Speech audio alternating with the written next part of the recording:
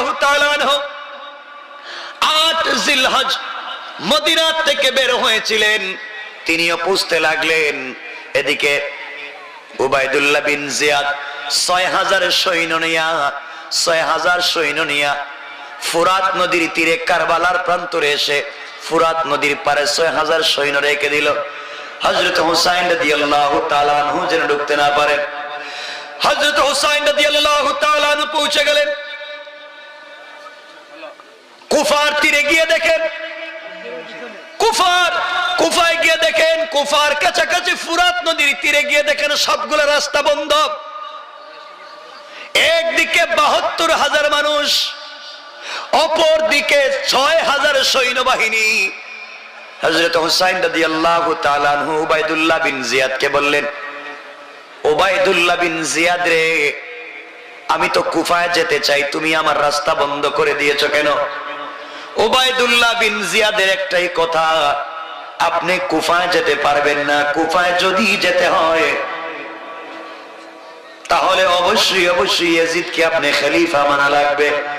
ইয়াজিদকে খলিফা না মানলে আপনাকে যেতে দিব না। হযরত হুসাইন দাঁড়িয়ে গেলেন আর ডাক দিয়ে বললেন, উবাইদুল্লাহ বিন জিয়াদ রে, তুইও মুসলিম, আমিও মুসলিম, তুমি কি আমাকে চিনো? আমি কে? আমি হলাম সাইয়্যিদাতু নিসাই আহলিল জান্নাত, জান্নাতি মহিলাদের সরদারিনী হযরতে ফাতেমার কলিজার টুকরা সন্তান আমি হযরতে হুসাইন। আমি কে, তুমি কি চিনো? আমি হলাম আসাদুল্লাহিল গালিব, আল্লাহ যাকে বিজয়ী বাঘ বানিয়ে পৃথিবীতে পাঠিয়েছিলেন, হযরতে আলী কাররামাল্লাহু ওয়াজহার কলিজার টুকরা সন্তান। তুমি কি আমাকে চিনো? আমি হলাম সাইয়্যিদা শাবাবি আহলিল জান্নাহ, জান্নাতি জওয়ানদের সরদার আমি হযরত হুসাইন। উবাইদুল্লাহ বিন জিয়াদ, তুমি কি আমাকে চিনো? আমি হলাম আখেরি জামানার পয়গম্বর। আল্লাহু আকবার বলে। হযরত হুসাইন বলতে লাগলে, প্রয়োজনে জীবন দিব, অস্তিত্ব বিলীন করে দেব, এরপর আল্লাহর জমিনে আল্লাহ রাসূল যে দ্বীন রেখে গিয়েছেন এই দ্বীনের পতাকাকে সমুন্নত রাখবো। ইয়াজিদের মতো কাউকে মানতে চাই না। ঠিক কি আওয়াজ করে বলে? আমরা বলতে পারি, আমরা জীবন দিতে পারি, অস্তিত্ব বিসর্জন করে দিতে পারি। আল্লাহর জমিনে আল্লাহর দ্বীন জিন্দার জন্য জীবন যৌবন বিসর্জন করে দিতে পারি। কোন বেঈমান, কোন গাদ্দারকে আল্লাহর জমিনে কোরআন সুন্নাহর বিরুদ্ধে দাঁড়িয়ে কথা বলবার মতো সুযোগ আমরা দিতে পারি না। ঠিক কিনা বলেন? আমার বন্ধুগণ, আমার মুসলমানেরা, কথাগুলো শোনো। যুবক, তোমাদেরকে বলতে চাই, শোনো, মনে রাখবা, মনে রাখো মুসলমানেরা, যারা ক্ষমতার কারণে, প্রভাবের কারণে আর সম্পত্তি আর পাওয়ারের কারণে অহংকার করে আজকে ইসলাম আর মুসলমানকে গালি দেয়, মনে রাখবেন আল্লাহ চাইলে 10 তলা থেকে তাবড়াইয়া গাছ তলায় নামাইয়া দিতে পারে। ঠিক কিনা বলে? সমাজকে বিভ্রান্ত করা যাবে না। আমার মুসলমান বন্ধুগণ, কষ্ট হচ্ছে আপনাদের? খুব বাতাস লাগতেছে না?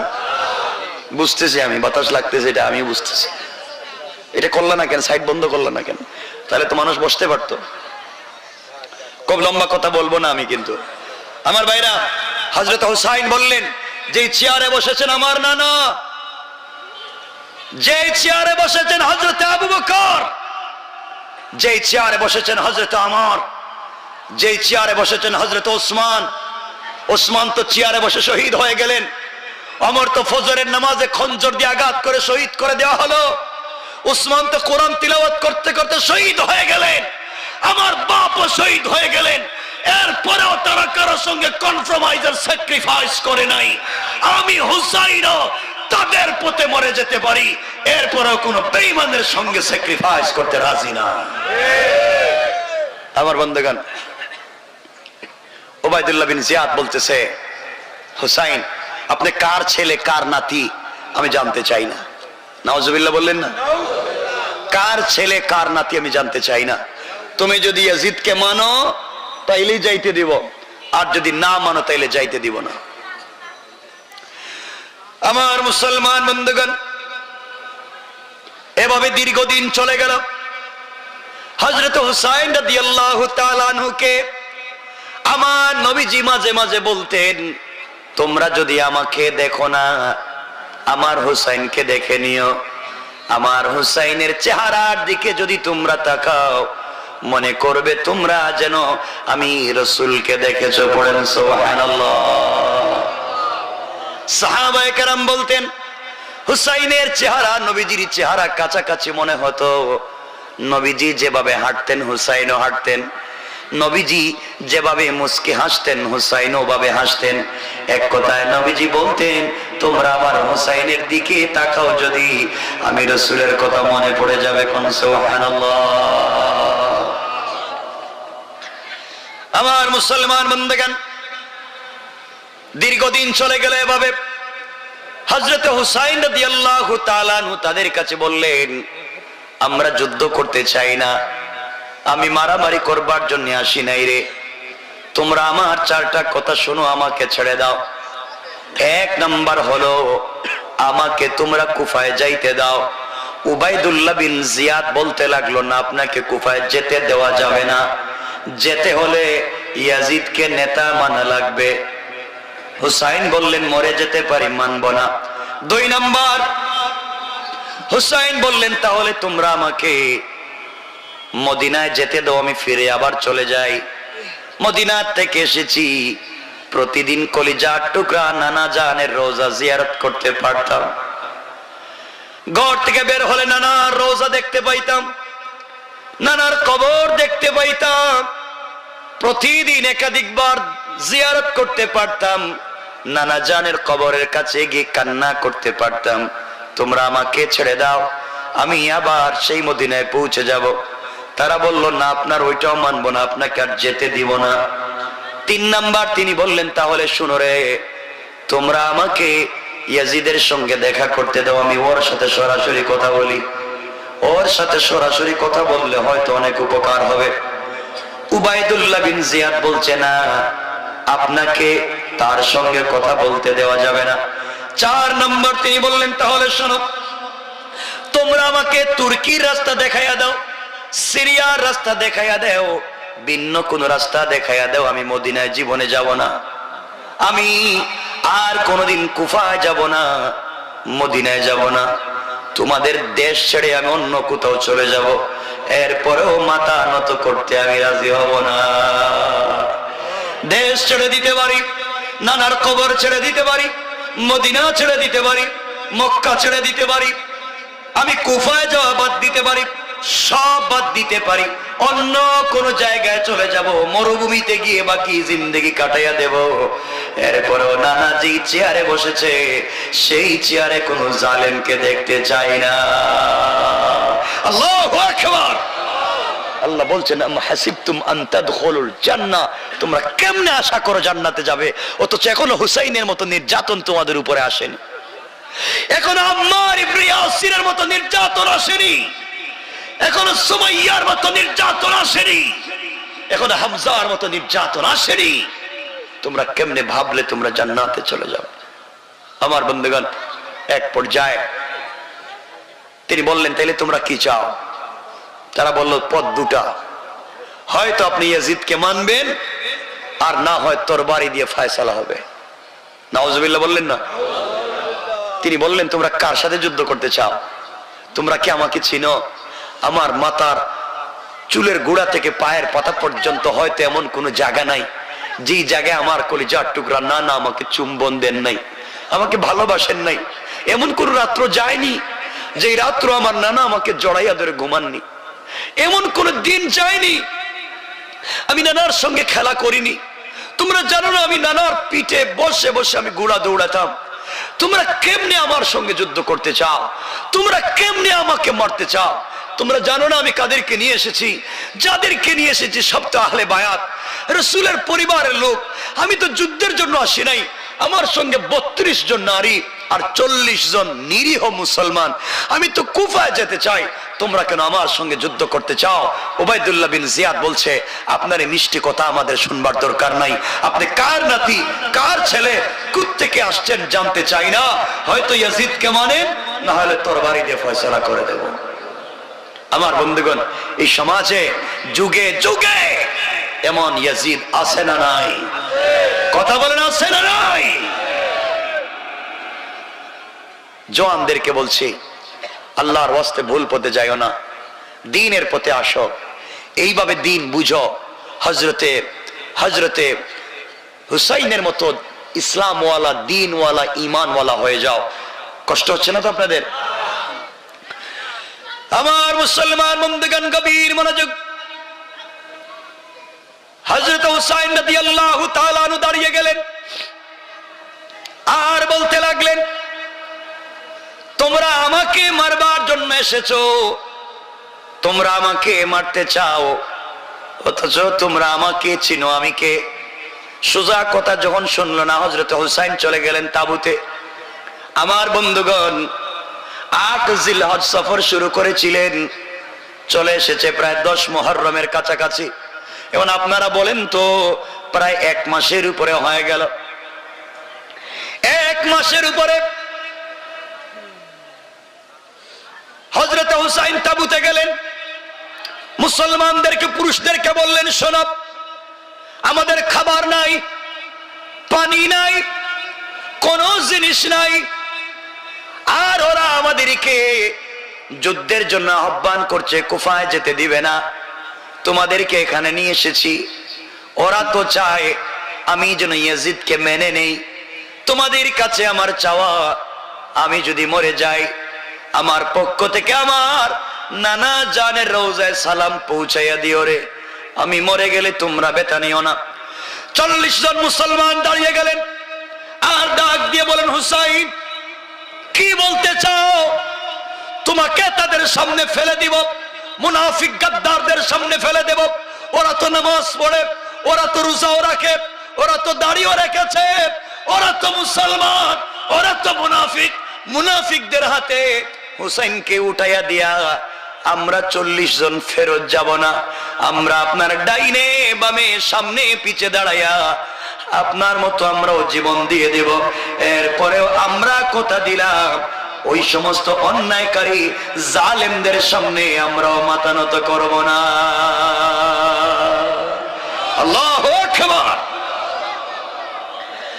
আমার বন্ধুগণ, যুদ্ধের দামামা বেজে উঠল। একদিকে 6000 আর আরেকদিকে 72 জন তো মানুষ, মহিলা 32 জন, 40 জন কি পুরুষ। 6000-এ কি 40-এর সঙ্গে যুদ্ধ করা লাগে?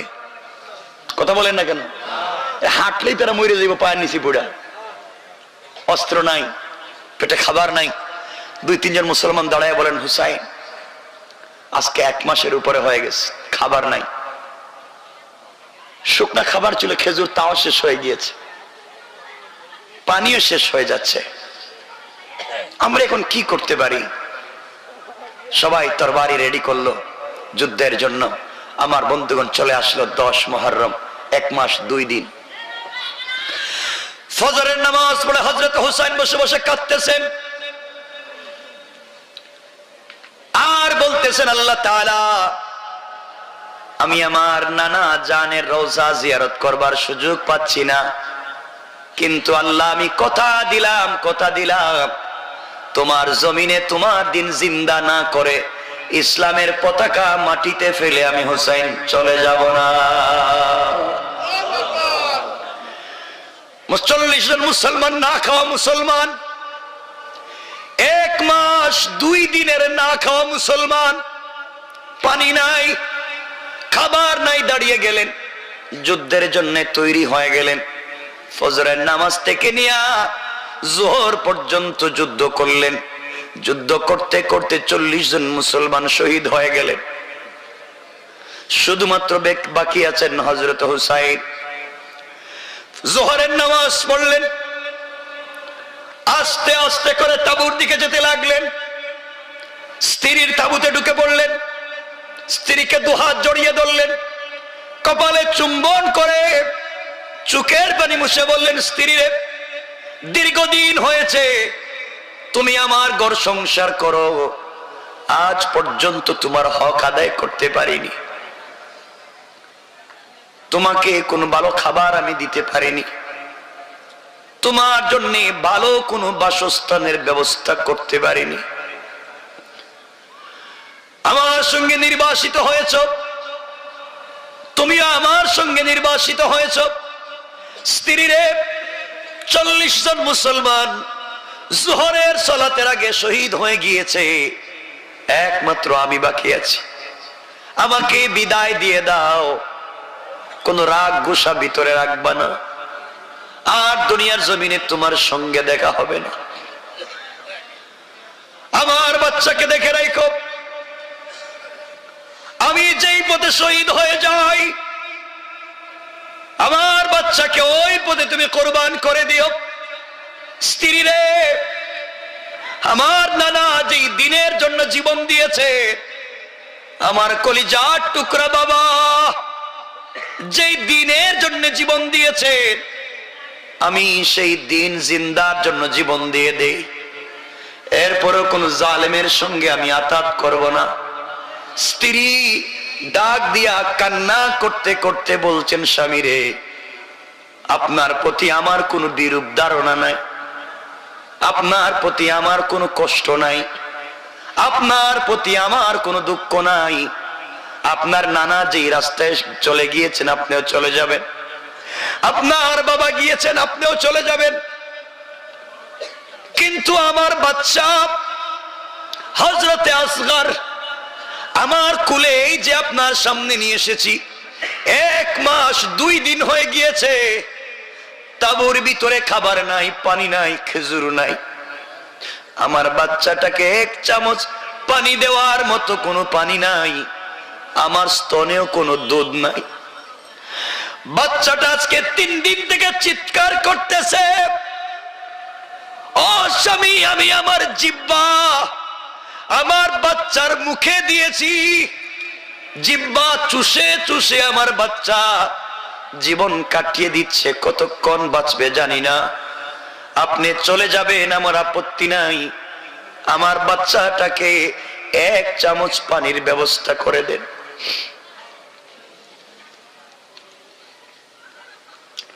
আমার বন্ধুগণ চিন্তা করেন, 1 চামচ পানির ব্যবস্থা নাই, মহিলারা কান্না করতেছে, সবাই হাউমাউ করে কাঁদতেছে। হযরতে হুসাইন বাচ্চা আসগরকে কুলে নিলেন, দুলদুলের উপরে সওয়ার হয়ে গেলেন, জুলফিকার রেখে দিলেন। নানার দেওয়া একটা তোয়ালি ছিল, নানার দেওয়া একটা ছোট্ট চাদর ছিল। নানা বলে দিয়েছেন, হুসাইন রে, সেটা আমি ব্যবহার করি, তুমি তোমার কোমরে রেখে দিবে, জীবনে কোনো জালেম তোমার কিছু করতে পারবে না। খুলে দিলেন, সব রেখে দিয়ে বাচ্চাকে কুলে নিলেন, ঘোড়ার পিঠে সওয়ার হলে ফুরাত নদীর তীরে পৌঁছে গেলেন। উবাইদুল্লাহ বিন জিয়াদকে লক্ষ্য করে বললেন, ভাই আমার, তুমি আমাকে মারতে এসেছো, তুমি আমাকে দুনিয়া থেকে উঠাইয়া দিতে এসেছো, আমি বিশ্বনবী রাসূল সাল্লাল্লাহু আলাইহি ওয়াসাল্লামের কলিজার টুকরা নাতি,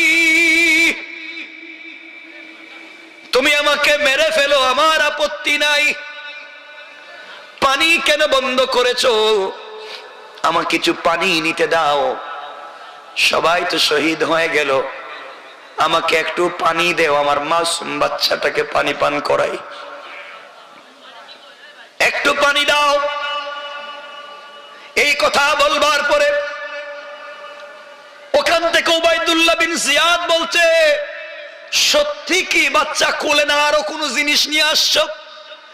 হযরত হুসাইন এইভাবে হযরতে আসগরকে ধরলেন, ধরে বললেন, দেখো রে, আমার বাচ্চাটা জিহ্বা শুকিয়ে গিয়েছে, কলিজা শুকিয়ে যায়, শ্বাস টান দিতে পারে না, আমার বাচ্চার সঙ্গে তোদের দুশ্মনী নাই, মাসুম বাচ্চা, 1 ফোঁটা পানি দাও। ওই কথা তিনি বলেছেন বেয়াদব মুনাফিক গাদ্দার মুসলমান উবাইদুল্লাহ বিন জিয়াদ। তার সৈন্যবাহিনীর ভিতর থেকে একজন আসগরের বুক বরাবর তীর নিক্ষেপ করে দিল। বাবার কোলে সন্তানের বুক দিয়া তীর ঢুকে পিছন দিয়া বের হয়ে গেল। ফিনকি দিয়ে রক্ত বের হয়েছে। হযরত হুসাইনের বডিটা রক্তে লাল হয়ে যায়। সন্তানকে উপর দিকে উঠায়া আল্লাহকে ডাক দিয়া বলেছেন, আল্লাহ, এটা তোমার কেমন বিচার? কি করেছি আমরা এই দুনিয়ায়? আমার সন্তানকে পর্যন্ত তারা রাখলো না। হযরত হোসেন বুঝতে পারলেন সন্তান শহীদ হয়ে গিয়েছে। সন্তানের শরীর থেকে রক্ত নিয়ে নিজের বডিতে লাগালেন, নিজের কাপড় খুলে সন্তানকে পেঁচালেন। আস্তে আস্তে সন্তানের কুলে নিয়ে সন্তানকে কপালে চুম্বন করলেন। ডাক দিয়া বললেন, বাবা আসগর রে, জীবনের শেষ মুহূর্তে এক ফোঁটা পানি বাপ তোমাকে দিতে পারলাম না। কথা দিলাম, কথা দিলাম, তোমার রক্ত থেকে কথা দিলাম, বাবা মরে যাব কিন্তু দিনকে নিচে ফেলতে দিব না। আর কথা দিলাম কিয়ামতের দিনে আমার কলিজার টুকরা নানা জানের নিজ হাতে তোমাকে হাউজে কাউসারের পানি পান করাইয়া তোমার তৃষ্ণার্ত কলিজাকে আমি ঠান্ডা করে দেব। কোন আল্লাহু আকবার, আল্লাহু আকবার বলে। আমার বন্ধুগণ, সন্তানকে কাপড় দিয়ে পেঁচালেন, স্ত্রীর রুমে গেলেন, স্ত্রীর কোলে সন্তানকে উঠাইয়া দিলেন। আর মুচকে হেসে বললেন, স্ত্রী, আর তোমাকে আমার সন্তান পানি পানি বলে তোমাকে কষ্ট দিবে না, আর বলবে না পানি দাও। জীবনের মতো পানি পান করাইয়া দিয়েছি, আমার সন্তান ঘুমিয়ে গিয়েছে, আর তোমাকে ডিস্টার্ব করবে না। এই কথা বলে হযরতে হুসাইন রাদিয়াল্লাহু তাআলা আনহু আসগরকে কুলে দিয়েছেন। স্ত্রী তো কান্না করে করে অজ্ঞান, নারীরা কান্না করে করে অজ্ঞান। হযরত হুসাইন বললেন, কান্নার কিছু নাই, বুঝতে পেরেছি আমার নানা জানের স্বপ্ন আর আমার স্বপ্ন বাস্তবায়িত হয়েছে। এই জায়গায় আমি শহীদ হয়ে যাব, আর হয়তো ফিরে যাব না, আর নানা জানের রওজা জিয়ারত করতে পারবো না। সিজদায় পড়ে নানাকে ডাক দিয়া বলছেন, নানা, দূর থেকে তোমাকে জীবনের শেষবার সালাম দিয়েছি, কাছে এসে হয়তো হুসাইন সালাম দিতে পারবে না। নানা, আমি যদি ইয়াজিদকে মেনে নিতাম মদিনার স্বর্ণের চেয়ারে বসতে পারতাম। ইয়াজিদকে মেনে নিলে মদিনার রাজত্ব থাকতো আমার। কিন্তু নানা, তুমি যে চেয়ারে বসেছো এই চেয়ারে জালেমকে বসতে দিতে পারি না। আমি মরে যেতে পারি, জীবন দিয়ে দিতে পারি, তোমার রেখে যাওয়া আমানত ইসলামকে ধ্বংস করে দিতে পারি না। মহিলাদেরকে বললেন, কান্নার কোনো কারণ নাই, তোমরা ধৈর্য ধারণ করো। তোমরা যদি গ্রেফতার হয়ে যাও, যেখানে যাইবা ওখানে দিন জিন্দা হয়ে যাবে। আর আমার জয়নুল আবদিনকে দেখে রাখো, রসুলের বংশের আর কোনো বাচ্চা নাই।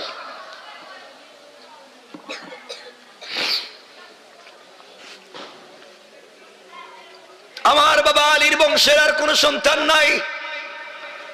ফাতেমা রক্ত থেকে জন্ম নেওয়ার কোনো সন্তান নাই। জয়নুল আবেদিন বেঁচে আছে, তাকে তোমরা দেখে রাখো, বের হতে দিও না। আমার মন বলছে, আমি যদি মরে যাই রে, হয়তো জয়নুল আবেদিনের হাত ধরে আবার আল্লাহর জমিনে দিন জিন্দা হয়ে যাবে। আল্লাহু আকবার। আমার বন্ধুগণ, সবার কাছ থেকে বিদায় নিলেন, দুরাকাত সালাত পড়লেন, সিজদায় গিয়ে কাঁদতে লাগলেন, আর আল্লাহকে ডাক দিয়া বলেন, আল্লাহ, আজকের দিনে আমার একটা ভাই নাই।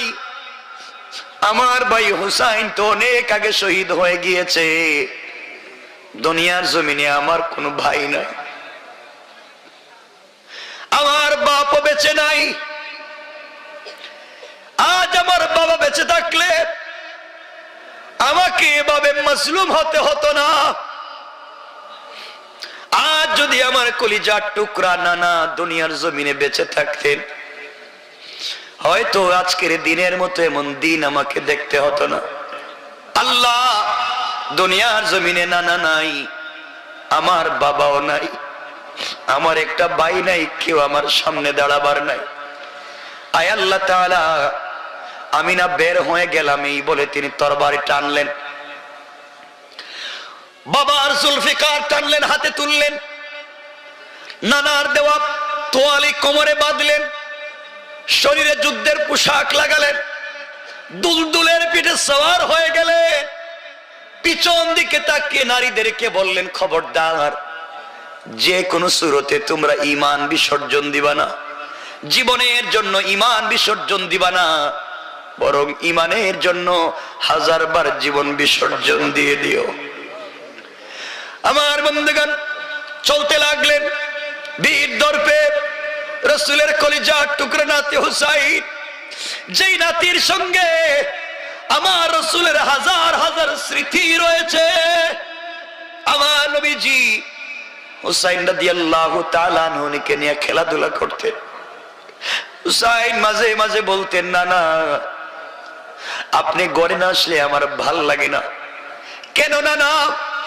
না না, আপনি যদি ঘরে এসে দরজার সামনে দাঁড়িয়ে মুস্কি হাসে, রাত্রবেলা রাস্তা হাঁটতে কোনো লাইট লাগে না, আপনি মুস্কি হাসলে দাঁত বের হলে যে আলোকিত হয়ে যায়, ওই আলোর মাধ্যমে পুরা রাস্তা দেখা যায়। আল্লাহু আকবার বলে। 12টা হয়ে যাচ্ছে, রেখে দিন, কষ্ট হচ্ছে না আপনাদের? 12টা হয়ে গেছে, অনেক ঠান্ডা পড়ছে আমার মনে হচ্ছে।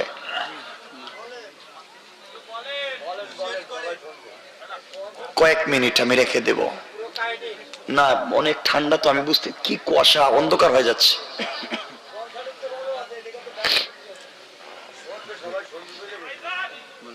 আমার মুসলমান বন্ধুগণ, কথাগুলা দিল দিয়ে শোনেন। আমার নবীর সঙ্গে হযরত হুসাইন বের হয়ে যাচ্ছেন, হযরতে হুসাইন বের হয়ে যাচ্ছেন, তরবারি হাতে নিয়েছেন, দুলদুলের পিঠে সওয়ার হয়েছেন, ফুরাত নদীর দিকে যাচ্ছেন। এদিকে আসমানের ফেরেশতারা কাঁদতেছে, আল্লাহর কাছে বাইতুল মামুর তওয়াফ করে বলতেছে, আল্লাহ, এই কেমন বিচার তোমার? হুসাইনের কি অপরাধ, কি অপরাধ হযরত হুসাইনের? একা একা 6000-এর সামনে দাঁড়িয়ে গিয়েছে। আমার বন্ধুগণ, ছোট্ট করে আপনাদেরকে বলে দেই, হুসাইনের সাথে আমার নবীজির কত স্মৃতি আছে। ছোট্ট করে আপনাদেরকে একটা বলি, আমরা আলোচনা শেষ করে দিব, মনোযোগ দিয়ে শোনেন। আমার মুসলমান বন্ধুগণ, কয়েকদিন হয়ে গেল হযরতে ফাতেমা নবীজি সাল্লাল্লাহু আলাইহি ওয়াসাল্লামের কাছে আসেন না। নবীজি হযরতে ফাতেমাকে না দেখলে তার সহ্য হতো না। 3-4 দিন হয়ে গেল ফাতেমা আসেন না, 5-6 দিন হয়ে গেল ফাতেমা আসেন না। একদিন আমার নবীজি ফজরের সালাত পড়ে একজন সাহাবীকে সঙ্গে নিয়ে ফাতেমার ঘরের দরজায় হাজির হয়ে গেলেন। ডাক দিয়া বলছেন, ফাতেমা রে, 5-6 দিন 7 দিন হয়ে গেল, তুমি বাবার খবর নেও না কেন? তোমাকে না দেখলে না আমার ভাল লাগে না, আমার নাতি কোথায় হুসাইন? হযরতে ফাতেমা ঘরের ভিতর থেকে চিৎকার করে ডাক দিয়া বলেছেন, আব্বা, আমি ঘরে আছি, দরজা খুলে দাও মা।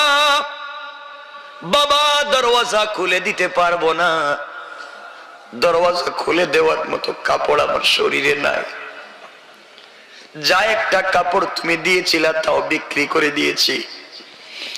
বাবা, 2 নম্বর কারণ, দরওয়াজা খুলে দিতে পারবো না, কারণ আমার শরীরে এতটুকুন শক্তি নেই যে দাঁড়াতে পারবো। নবীজি বললেন, ফাতেমা রে, কি হয়েছে? ফাতেমা বললেন, আব্বা জান, আজকে 6 দিন শেষ হয়ে 7ম দিন সকাল শুরু হয়ে গিয়েছে। তোমার মেয়ে ফাতেমার পেটে পৃথিবীর কোনো খাবার যায় না। তুমি আমি আড্ডা দিয়ে কি করি এই দুনিয়ার জমিনে? হযরত রাসূল পাক সাল্লাল্লাহু আলাইহি ওয়াসাল্লাম নিজের কাঁধের মধ্যে সবুজ চাদর ছিল, এই চাদরটা ঘরের ভিতরে দিলেন দরজা ফাঁক করে, আর বললেন মারে ওইটা পরে দরজা খুলে দাও। দরজা খুলে দেওয়া হলো। ফাতিমার ঘরের ভিতরে ঢুকলেন, মুখটা কালো হয়ে গিয়েছে, ঠোঁটগুলো শুকিয়ে গিয়েছে, 7 দিনের না খাওয়া মেয়ে। নবীজি জড়াইয়া কাঁদলেন আর বললেন মা কষ্ট জীবনে বহুত করেছো মা, ইন্তেকালের পরে আর কষ্ট করতে হবে না। মা বলতেছেন, ফাতেমা বলতেছেন আব্বা যা আমি না খেয়ে মারা যেতে পারি, আমার কোনো আপত্তি নাই, আমি এভাবে কষ্ট করে না খেয়ে মরে গেলে কষ্ট নাই। এই যে তোমার নাতি হুসাইন অজ্ঞান হয়ে পড়ে আছে, খাবার নাই, সারাদিন নানা নানা বলে চিৎকার করেছে, ও বাবা আমি তাকে আপনার দরবার নিয়ে যাই না, না জানি আপনি কোন অবস্থায় আছেন, আপনার কাছে আমি নিয়ে যাই না। নানা নানা বলে কাঁদছে সারাদিন, তুমি মা আমাকে খাবার দেও না, বাবাও আমাকে খাবার দেয় না, তুমি আমাকে নানার কাছে নিয়ে যাও, আমার নানা আমাকে রেখে একা একা খাবে না।